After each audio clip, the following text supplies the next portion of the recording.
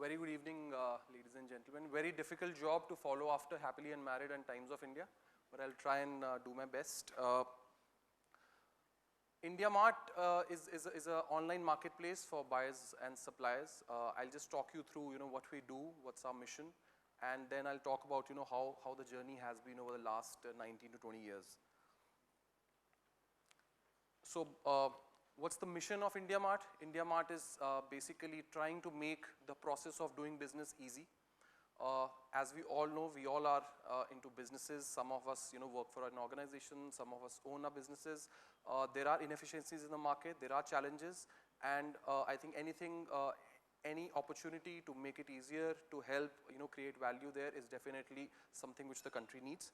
That's the mission of the organization. Right now, this is something which we do. Nearly 1.5 crore buyers visit the platform every month. 2.5 crore products is something which is available to them. We've just crossed 1 crore inquiries last month from these buyers, which reach out to more than 20 lakh suppliers. So this is the mission, and that's the goal that we have taken, that we are enabling all these buyers to source goods and services through these 20 lakh plus suppliers. Just talking about the broader opportunity that IndiaMART caters to. So this is and some of us are part of this MSME community also. Some of you sitting here. It's one of the fastest growing, one of the biggest communities in the world. This is the estimated growth in 2018. I think we are expecting nearly 60 million MSMEs, and this includes both services and products. The opportunity area for IndiaMART, basis the mission that we have taken, is obviously the internet addressable space. Right now we feel that this space is around 12 million, and this is going to double up in the next 3 to 4 years. And that's the opportunity, I think, which exists not only for brands like us, but for any brand who is targeting the digital wave.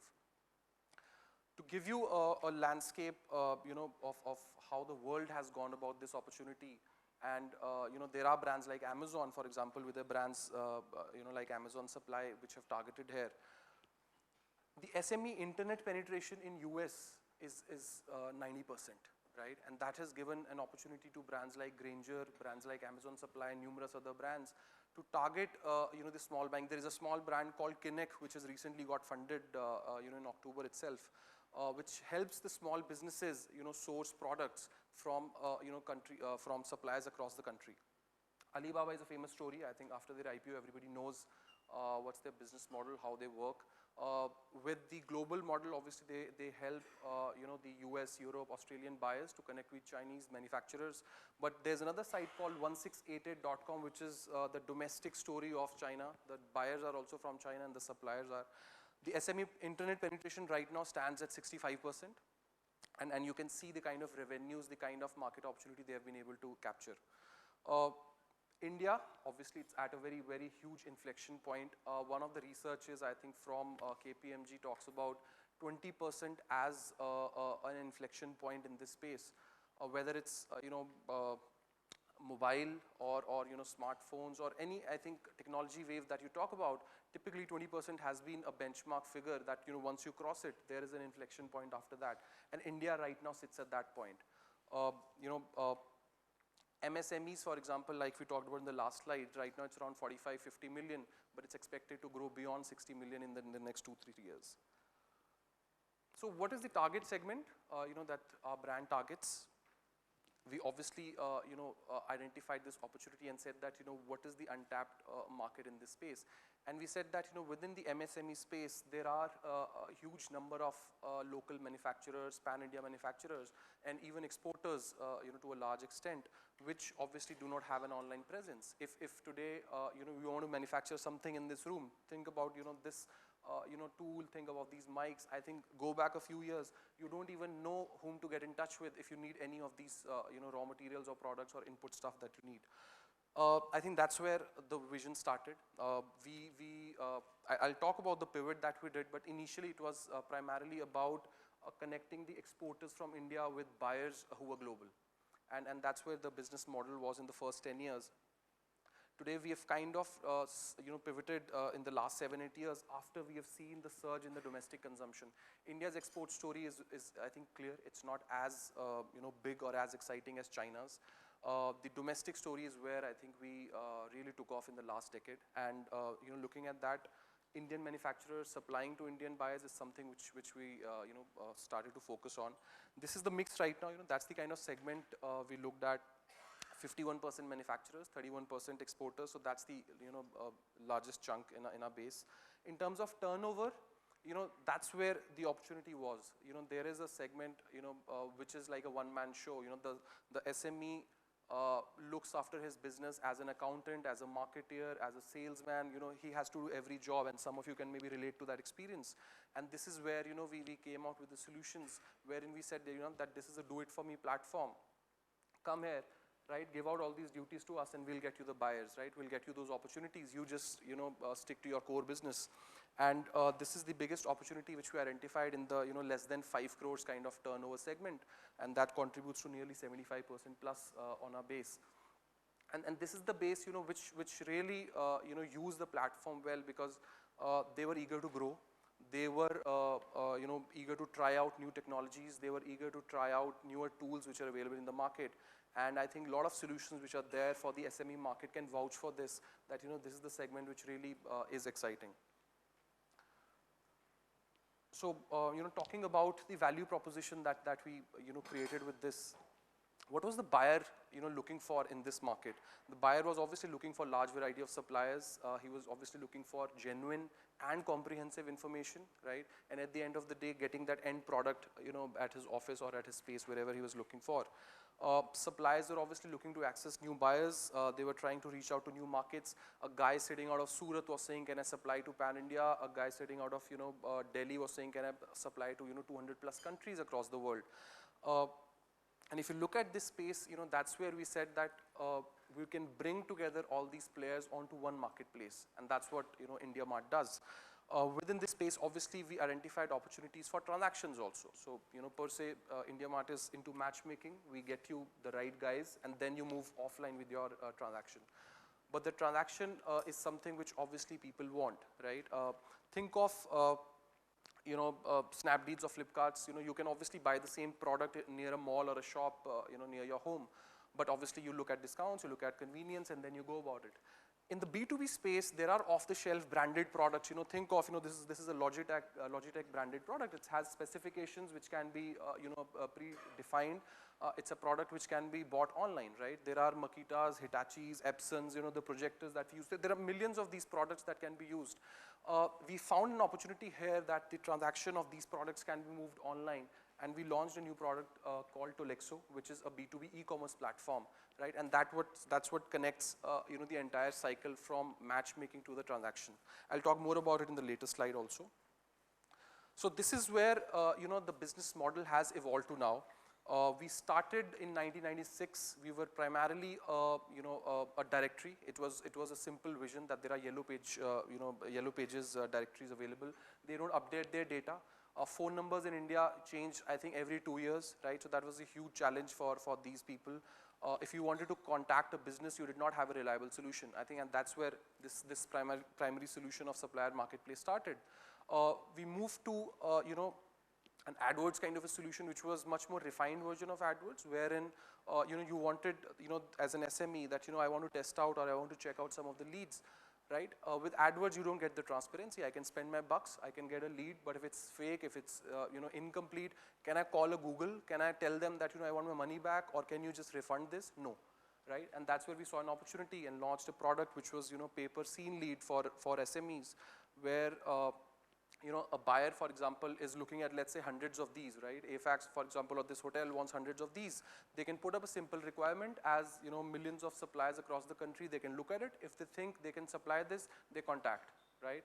And if this lead is not genuine, if it's, let's say, expired, or the guy says, I looked at it, let's say, 2 months back, and you're coming to me at a later stage, we have, a help desk which kind of listens to them and then gives them a solution. So, that's where we have evolved over a period of time. And with Tolexo, like I mentioned, we have moved into transaction.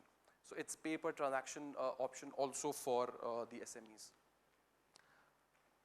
And coming back to, the whole brand building phase, how we have evolved over the, last 19, 20 years.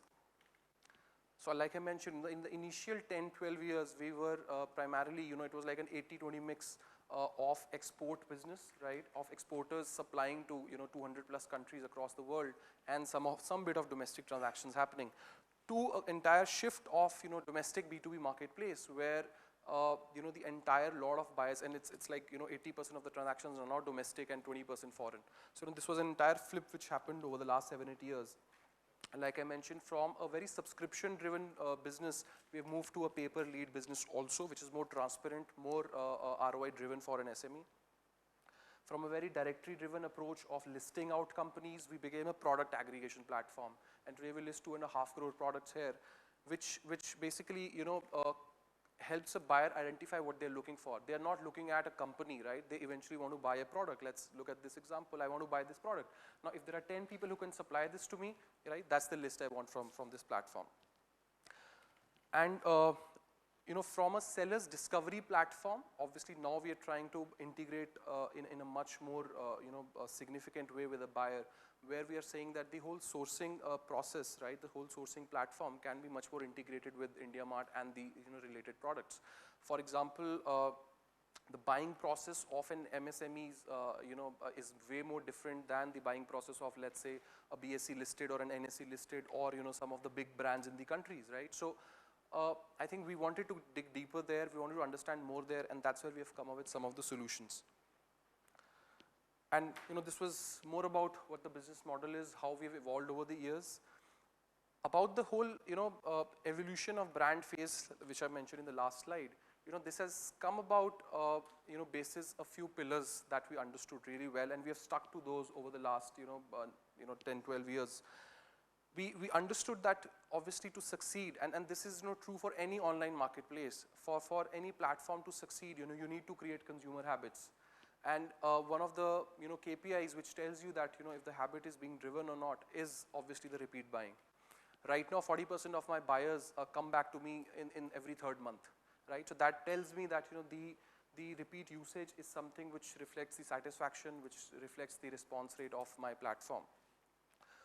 One of the evolutions I think which all of us have seen in the last 2-3 years, from mass level communication, mailers, TVCs, it's much more personalized. Remarketing, for example, is something which all of us experience, whether on Facebook, whether on sites like Times of India. That's all, this is all an opportunity for a brand or a marketplace to reach out, to the customers with much more personalized and relevant information. Curation is something which is very, very important. Obviously, people want, to, get the job done, right? That's what they are here for. If you go to, let's say, Flipkart, you obviously want to then, at the end of the day, buy that product and do whatever with it, right? And that's where I think curation is something which is very important for any marketplace. And for a B2B platform where the need is very functional, very business driven, and I think most of the times with a deadline, it's much more important that this curation comes into the picture. It's not just throwing out data in front of the buyers. Obviously it needs to be curated, there needs to be quality checks, there needs to be relevance parameters which need to come into the picture. For example, we cater to 50 plus industries, right? It's a very generalist marketplace. Now these 50 industries obviously have different needs, right? And a product like this versus an apparel versus a chemical industry have all different needs. So I think curation is something which is very, very essential. And like, we saw in earlier presentations also, happy customers obviously, speak about you, they give out the word of mouth, and that's what eventually, helps you sustain, that's what really gets you going in the market. And I think one of the good parameters is to track that is NPS. I hope everybody's aware of NPS, right? So I think Net Promoter Score is something which really helps, and we track it for all our stakeholders, whether it's our suppliers, buyers, even employees.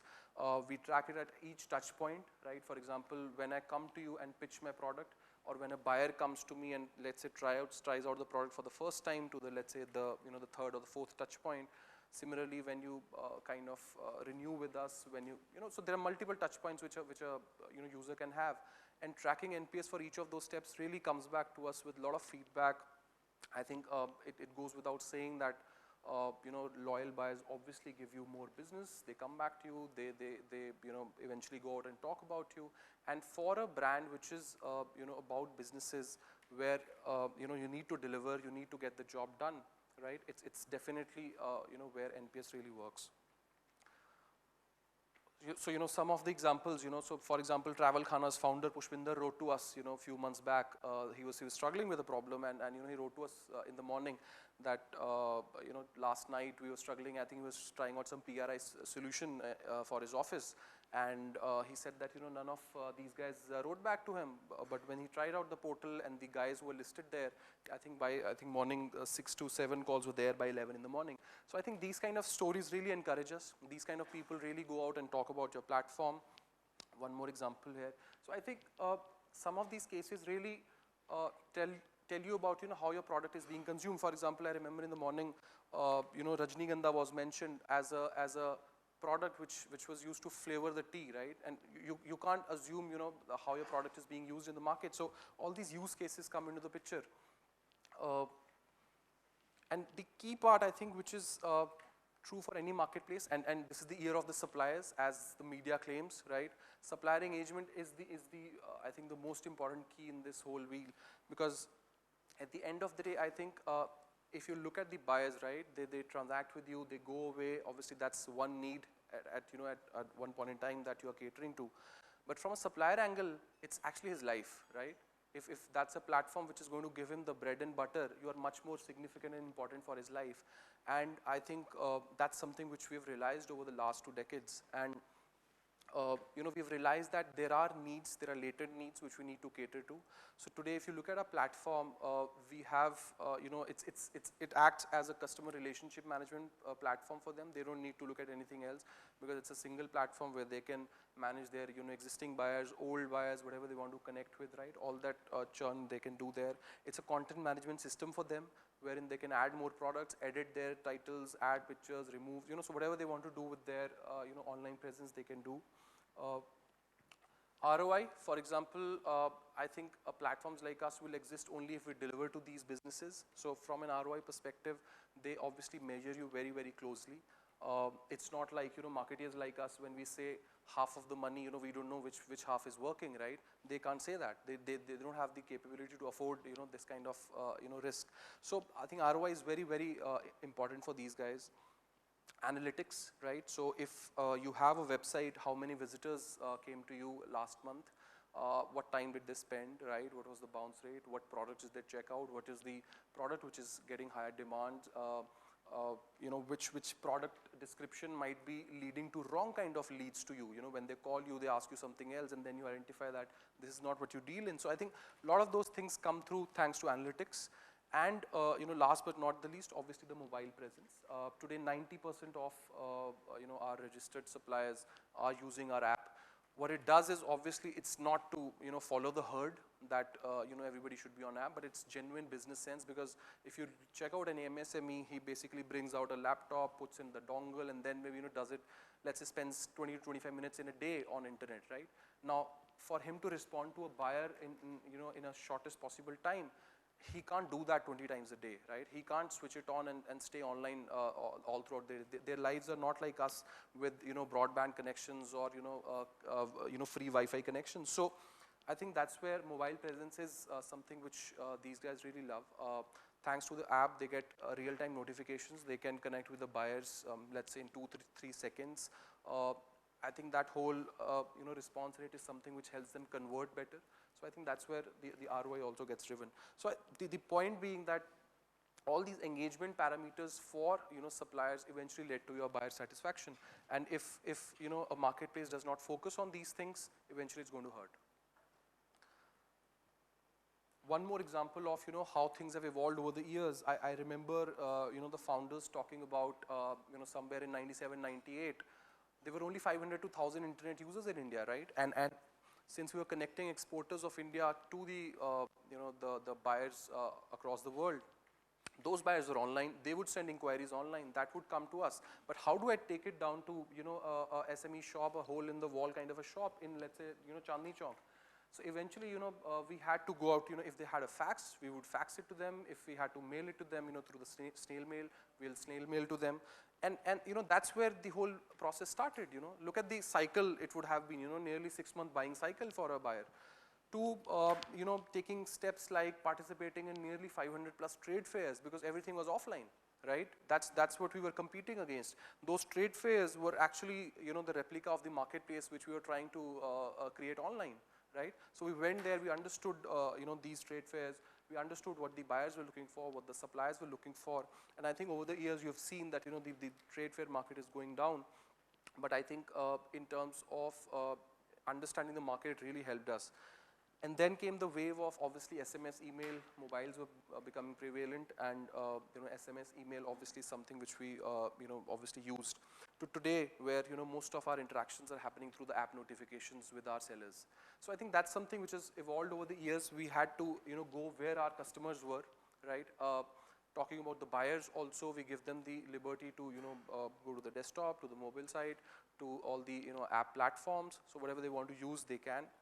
And as a marketplace, it's very essential for us to be present across. To conclude, right, so the mantra for us, for all these years has been more buyers, more suppliers, which eventually brings in more business for all these two elements, right? And that's where, we have grown. Our guesstimate is that we nearly do 30,000 crore worth of business, which is around 5-6 billion worth of GMV through all these buyers and suppliers. We obviously are not part of the transaction, but that's what we enable these two parties to do.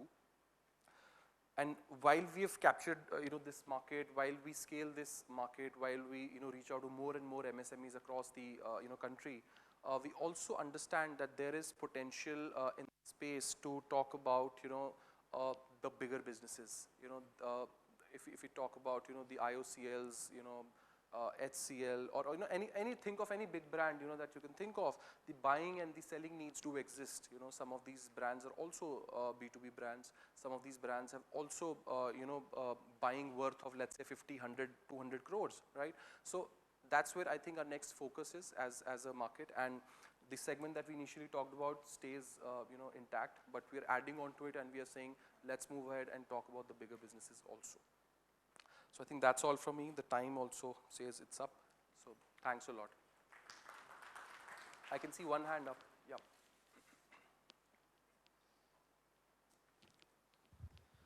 Hi sir, I'm from stationarycards.com. We are a startup e-commerce for office supplies, like same in the B2B market like Tolexo. So I have a question related to the Tolexo, that do you think only offering major product discount is the factor for getting customers, or the all over experience that you are getting purchase managers to shift from their 3, 4 or 5, 6 vendor chain and coming on to the portal and solving all those problems? Which one is the more affecting factor? So we have a clear answer there. Discounts is not the game in B2B. Discounts is what not people are looking for. People are looking for convenience. Like the example I gave, as a Flipkart, Snapdeal, Amazon, I need you to stop going to the mall near your place and buy from me, right? I need you to stop doing that and get here, so that, and for that I need to give you discounts, I need to give you maybe one-day delivery and all that. In case of B2B, that's not the option. I spend maybe 2 to 4 hours every day to go to that, Chandni Chowk, Chaudi Bazaar, think of those marketplaces. I maybe struggle for half an hour to get inside that shop, negotiate and talk to these guys. Think of a guy who's sitting, we actually have a case of a guy from, I think Arunachal or Tripura, who says I had to fly down to Delhi to buy a machine which is worth 45,000, right? And he got it for 38,000 through our portal. Think of these guys, right? These are the use cases. They're not looking for discounts, right? Because any which way, if you're removing this, inconvenience, you're saving him money, right? Which is beyond the product that he buys. But purely from the B2B point of view, I think it's the availability which people are looking for right now. It's the convenience. It's not as finicky as B2C right now. They don't say, I want delivery in the next one day. They're willing to be patient, because sometimes the products are such that they get delivered, let's say, in 7 to 10 days. So they're patient for that. But I think the idea is very clear that if you play the discount game, it doesn't help anyone. And I think we have ample proof of that. It is very rare of a B2B company to actually go ahead and air a TV commercial, Sure. the Irfan Khan commercial, what are the other means that you tap for advertising, promotion, or brand awareness? So, so it's the need which comes before the medium. So I think we were at a stage where, we were present for 19 years. Our dipsticks, our researchers told us that, there was SME community which really loved us, which was using us for years. But if I talk about the people in general, they would have heard about it, but they didn't know what we, used to do. What was a business model or how big we were. And I think that's where we realized that if we were to scale, if we were to accelerate this, word of mouth, we were definitely seeing the jump in adoption of, the mobile platform. So we felt that, typically if you see globally, the B2B cycle lags the B2C adoption in terms of internet or any product by, let's say, 5 to 7 years. But India, I think, was at a very, very unique place 2 years back where, and even right now, where, thanks to the mobile, smartphone penetration and the adoption of mobile internet, you could accelerate that, and you could reduce that gap. And I think today we stand at, nearly, I think it could be in months. It's as simple as that. If I hear about B2C brands claiming about 60-70% of mobile traffic, today I sit at 60% also, right? I also have 2 million downloads, which all these buyers and suppliers are using for. So I think at the end of the day, we realized that this is an opportunity. We realized that, if we accelerate this whole adoption, we will be the gainers. As market leaders, we had to expand the market. And that's where I think it made sense to go at that point in time.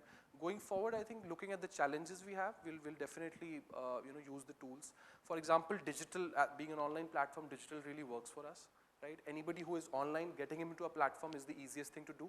That's the low-hanging fruit for us. But going beyond, if there are challenges, for example, if we are catering to big businesses now, right, I need to talk to a different set of audiences. So maybe creating more BTL activities, maybe creating more properties for them could make sense. We launched Leaders of Tomorrow with ET now some 4 or 5 years back, which was about recognizing MSMEs, right? Everybody was recognizing, the Corporate Excellence Awards or, the big guys, but nobody recognizes these small guys. So we came up with these, ideas, Leaders of Tomorrow. You'll be happy to know some of the brands which, come to these forums. Happily and Married was covered in 2011.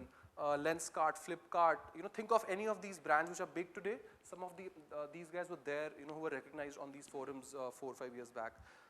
We go to different cities, we talk to, MSMEs. We have an emerging business forum, which travels to 14 cities. We talk to the MSMEs there. We talk to the hubs, we talk to their, we get their issues out. Associations address them, bankers address them. So all these kind of things. But obviously,